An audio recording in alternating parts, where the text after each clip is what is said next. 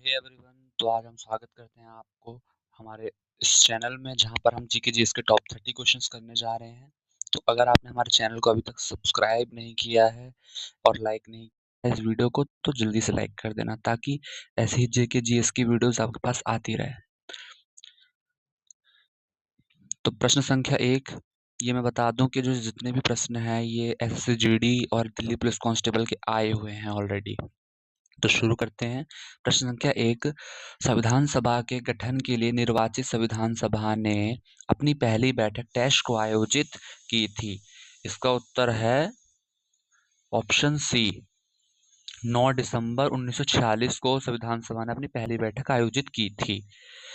प्रश्न संख्या 2, भारतीय खेल प्राधिकरण एसएआई का मुख्यालय कहाँ पर है? एसएआई का मुख्यालय है हमारा बच्चों ऑप्शन ए, नई दिल्ली में एसएआई का मुख्यालय है नई दिल्ली में।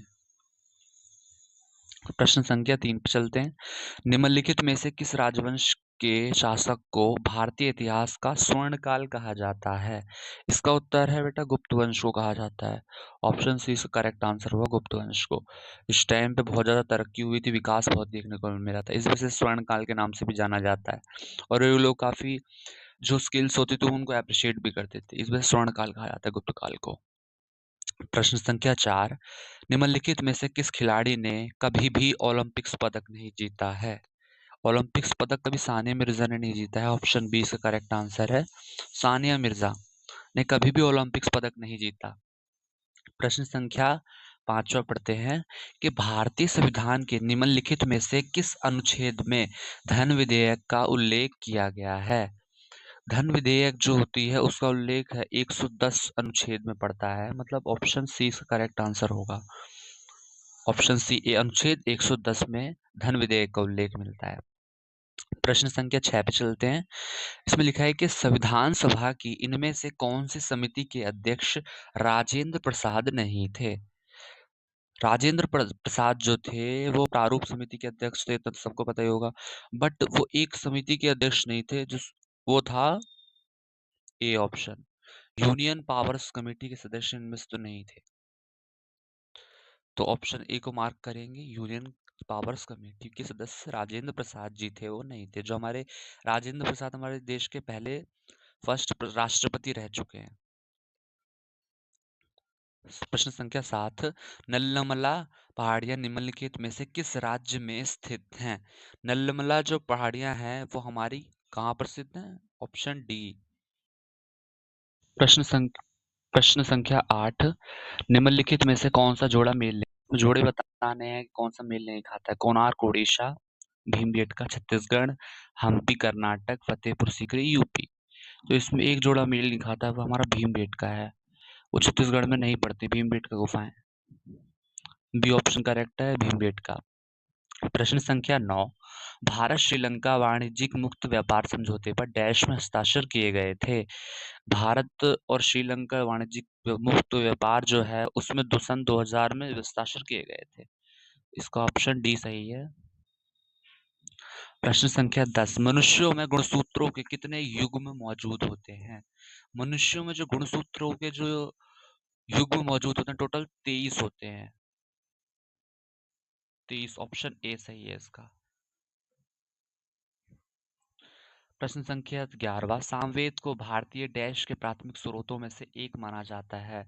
सामवेद के अंदर संगीत और कला के बारे में बताया गया है, इसका आंसर ऑप्शन डी ही होगा, संगीत और कला। प्रश्न संख्या 12, डैश त्रिपुरा का एक प्रमुख त्योहार है जिसमें पशुधन और धन के देवता की पूजा की जाती है? इसका आंसर है गरिया पूजा, ऑप्शन डी। गरिया पूजा में ये होता है अक्सर, बट गरिया पूजा में त्रिपुरा का एक प्रमुख स्रोत त्योहार है गरिया पूजा, इसमें पशुधन और देवता की पूजा की जाती है धन के, गरिया पूजा में। प्रश्न संख्या 13, निम्नलिखित में से कौन भारत के दूसरे राष्ट्रपति थे? भारत के दूसरे जो राष्ट्रपति थे वो ऑप्शन ए वीवी गिरी थे। वीवी गिरी भारत के दूसरे राष्ट्रपति थे, उपराष्ट्रपति मतलब। निम्नलिखित में से किसने वर्ण वर्ण परिचय नामक पुस्तक लिखी थी? वर्ण परिचय नामक जो पुस्तक थी वो हमारे रविंद्रनाथ टैगोर जी ने लिखी थी, मतलब ऑप्शन डी। रविंद्रनाथ टैगोर ने वर्ण परिचय नामक पुस्तक लिखी थी। प्रश्न संख्या 15। भारत में जूट का सबसे बड़ा उत्पादक राज्य कौन सा है? भारत में जो जूट का सबसे बड़ा उत्पादक राज्य है वो हमारा ऑप्शन डी है, मतलब पश्चिम बंगाल में जूट सबसे ज्यादा मिलता है, वहीं सबसे बड़ा उत्पादक राज्य है। ऑप्शन डी पश्चिम बंगाल। प्रश्न संख्या 16। निम्नलिखित में से किस राष्ट्रपति ने लोकसभा को 2 बार भंग किया था? लोकसभा को 2 बार भंग करने वाले थे एपीजे अब्दुल कलाम जी, मतलब option B. APJ Abdul Kalam जी ने 2 बार लोकसभा को भंग किया था। प्रश्न संख्या 17। भूमि अधिग्रहण अधिनियम किस वर्ष पारित किया गया था? ये भूमि अधिग्रहण जो अधिनियम है वो सन 2013 में पारित किया गया था, मतलब ऑप्शन बी इसका करेक्ट आंसर है। प्रश्न संख्या 18। भारत के राष्ट्रपति द्वारा कितने सदस्यों को राज्यसभा के लिए मनोनीत किया जाता है? भारत के टोटल आपने सुना होगा 545 लोकसभा सीटें होती हैं, जिसके अंदर 12 मनोनीत करते हैं राज्यसभा के लिए। तो राष्ट्रपति टोटल 12 लोगों को मनोनीत करता है राज्यसभा के लिए। तो 19 खनिज डैश होते हैं। खनिज क्या होते हैं बेटा? खनिज जो होते हैं वो हमारा अकार्बनिक ठोस होते हैं। तो ऑप्शन बी इसका करेक्ट आंसर है, अकार्बनिक ठोस। प्रश्न संख्या 20। निम्नलिखित में से किसे राजकोषीय घाटा कहा जाता है? राजकोषीय घाटा जब जब जो टोटल खर्चा होता है उधार के अलावा कुल प्राप्तियां, राजकोषीय घाटा। ऑप्शन सी इसका करेक्ट आंसर होगा। टोटल जो एक्सपेंडिचर होता है उसके अंदर से जब हम उधार माइनस कर देते हैं तो वो राजकोषीय घाटा कहलाता है।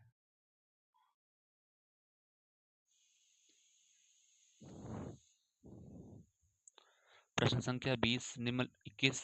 निम्नलिखित में से किस देश में सिन्हली का प्रमुख भाषा है? सिन्हली एक प्रमुख भाषा है, कौन से देश में?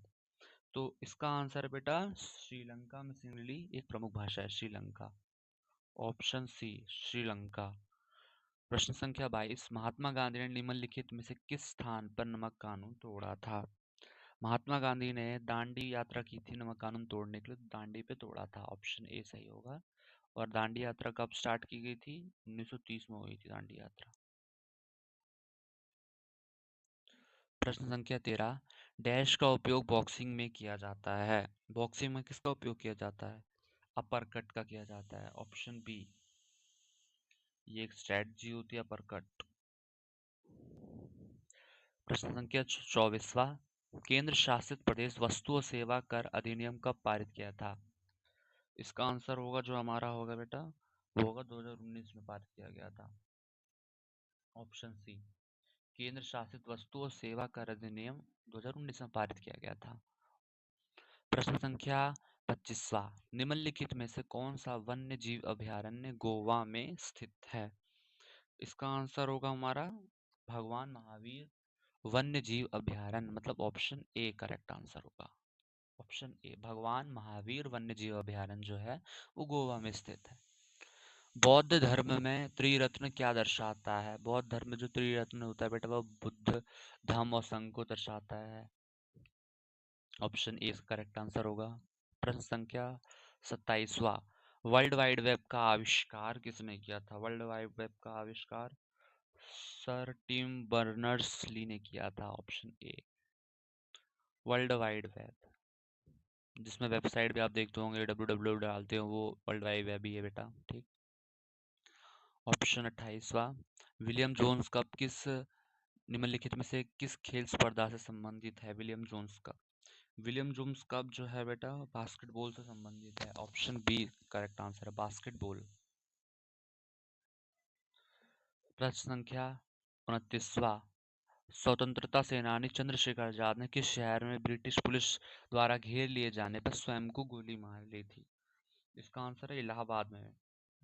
इलाहाबाद में गोली मार ली थी। ऑप्शन सी इलाहाबाद में चंद्रशेखर आजाद ने जब पुलिस वालों ने घेरा था तो उन्होंने अपने स्वयं गोली मार ली थी इलाहाबाद में। प्रश्न संख्या 30वां और सबसे लास्ट क्वेश्चन। ला लीर्गा शीर्षक डैश से जुड़ा हुआ है। ला लीर्गा जो शीर्षक है हमारा वो फुटबॉल से जुड़ा हुआ। ऑप्शन बी इसका करेक्ट आंसर है, फुटबॉल। तो अगर आपने हमारे चैनल को सब्सक्राइब नहीं किया है तो अभी सब्सक्राइब कर लेना, ताकि और भी अच्छे अच्छे क्वेश्चंस मैं अपलोड करूँ तो आपको दिख जाए।